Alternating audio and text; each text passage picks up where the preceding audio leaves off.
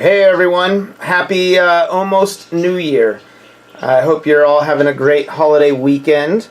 And just wanted to do a video. I don't often have a blank slate of a tank, but here's what I've got. I did a little bit of a shuffle around with, I had lace brackies in here, and I wasn't really liking the tank. They didn't seem happy with the bare bottom tank. So I went ahead and I moved them into another tank in the other room. And so it kind of gives me an opportunity to rescape this and solve a problem that I'll talk about. And then solve another one when I had put the airline divider on this tank to put 2 sponge filters on the back. I had just used a random piece of airline tubing, cut it in half, and tried my best, but it was just kind of a spare scrap that I had laying around. And as you can see, I don't really like how I can't move the sponge filters over far enough. They're pretty tight. This one in particular is pretty short. So I'm going to undo those, cut some proper pieces, and get that fixed, so I can like that better. I really want these kind of much lower in the tank and farther apart, so I can get some good draw off both those tubes. So I'm also planning to do some scaping of this tank. I need to put some substrate back in. I want to put a planted tank, not just a floating plant tank. So the reason I wanted get this tank all planted is that if I go up here, this is my colony of yellow jacket endlers. You can see a male there, and there's a few other odds and ends. There's one Giardinus falcatus male, but I also have, where are they? Right there. No, I don't even see one. There are porthole live bears in here, which is Posiliopsis gracilis. And I think they're just kind of getting out-competed in this tank. And I don't think it's anything like the fry are getting eaten or anything like that. But I don't think they're really thriving in here with this Endler hybrid. I think the Endlers they're just so much more fecund that they are kind of just out competing everyone else for space, then the harassment, I don't know what, but I really want to pull out what Portholes. There's one right there. If I lost him. But anyways, I want to pull those out and move them into this newly scaped tank. And so I'm going to start working on that this weekend and see how it goes. And then I'll get up here and kind of redo this tank. So one of the things, I did go to the big box store, and while I'm showing you stuff, here's the airline tubing that I like.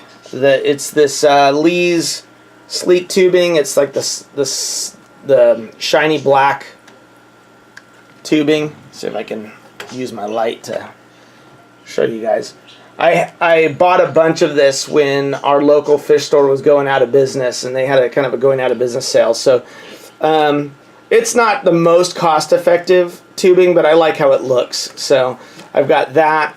And then I went and I ran to the big box store, and I got a couple packs of these Wendetti Green TC tissue culture packs that are in the gel. I know they're not the biggest plants, but I'm not above going to the big box store and buying these because they're real cost effective. This is $12, and look at all the plants you get. I mean, you're going to be able to divide that all through this tank, and it won't be long, I don't think, before you get a real nice jungle. So instead of paying, $7-8 for one full, or half fully grown potted plant, I went with 2 packs of these. So I should be able to get a real good coverage through this tank, and then I'll have to come up with something to cut down the light. So some sort of floating plant. And I may go, I don't have any salvinia in any of these tanks right now. It's all out in the container pond. So I may run out there and get some salvinia in a tank. I like to have a little bit of, have different plants in a lot of my tanks, just so I have more to experience. So anyways, that's what I'm working on. I will get started and make a little video as we move along. Okay, so this is as far as we've got so far. We've fixed the filter issues, so I could move the sponge filters kind of where I wanted them, space them out a little bit better, and bring them a lot lower into the tank so I can get a lot more draft going up through those tubes. And then we've just gotten the Crypt Vendetti in there, and it is amazing to me how those packs, how pretty much they're really economical. I mean, for $24 you get, I mean, I could have broken those even further down into smaller clumps, no problem, but I just got kind of tired of doing it. So I mean, you obviously don't get a full-on planted tank, but for something to start with, it's really nice. So that's where we're at now. I'm going to go out to the container pond and we'll look for some surface plants to cut down the light on this tank. Okay, so we are going outside. Let's go to the container pond and see what we can find out here. Obviously, things are looking fairly dormant, but I do have quite a bit of salvinia that I think will pop back once it gets into the tank and under the light. I've also got some of the, what do they call it, water fern, azalea, right here, and I've never tried that inside. That might be kind of fun. So I'm going to get some of that out of here, and I'm going to get some of the salvinia picked out. Obviously there is a little bit of duckweed, and I do not want to have duckweed in the tank. It just turns into such a mess. It looks cool for a while, but then it turns into something that I don't end up wanting. So I'm going to go ahead and pull some of this out, and then we'll go back to the tank and put it in. Okay, back inside, and I wanted to show you this. I elected to put a screen on the top for the time being, at least, because I didn't want to pull out a ton of the plants out in the pond, mainly because I was afraid of getting too much duckweed. I was being real careful, but I just didn't want to risk getting any more in here. It's just such a disaster. But you can see there's a mix. I've mixed so there's some salvinia minima, and then some azalea right there, the water fern, which looks really nice. In fact, its roots, when I go down, look a lot like duckweed. They're long and skinny, and you can kind of see them there, versus the short, kind of feathery fern-like leaves, or roots, excuse me, of the salvinia. So that's going to be kind of cool, I think, if those kind of intermix. We'll see how it does inside. I've never grown it inside.